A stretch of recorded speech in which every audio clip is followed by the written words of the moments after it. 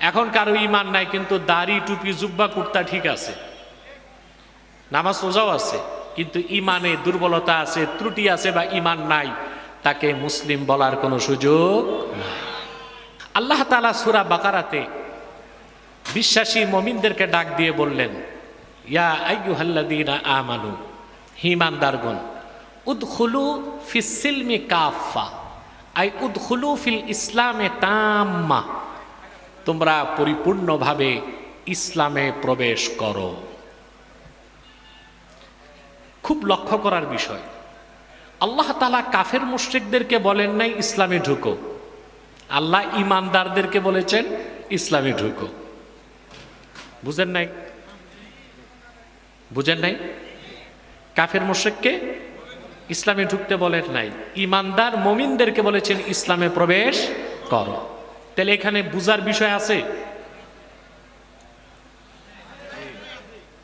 পুরুষের কণ্ঠে, কাপুরুষ না সুপুরুষ, এইরকম হবে না?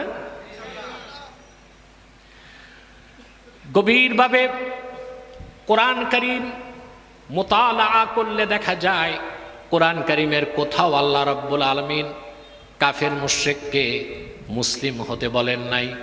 কাফের মুশরিককে বলেছেন ঈমান আনো, আর ঈমানদারকে বলেছেন মুসলিম হও। কোরআন শরীফের কোথাও আল্লাহ তাআলা কাফের মুশরিকদেরকে ইসলামে প্রবেশ করতে কিংবা মুসলিম হতে বলেন নাই। কাফের মুশরিককে বলেছেন ঈমান আনো, আর মুমিনদেরকে বলেছেন ইসলামে প্রবেশ করো।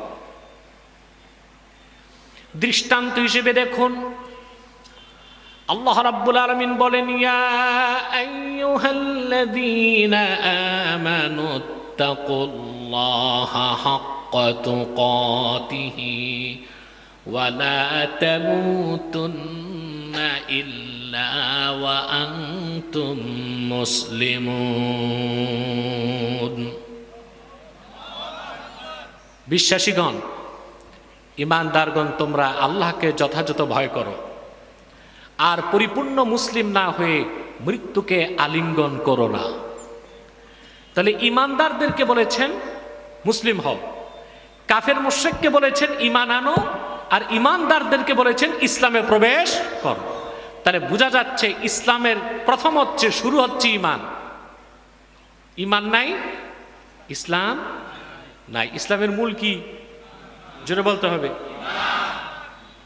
এখন কারো ঈমান নাই কিন্তু দাড়ি টুপি জুব্বা কুর্তা ঠিক আছে, নামাজ রোজাও আছে, কিন্তু ইমানে দুর্বলতা আছে, ত্রুটি আছে বা ঈমান নাই, তাকে মুসলিম বলার কোনো সুযোগ নাই।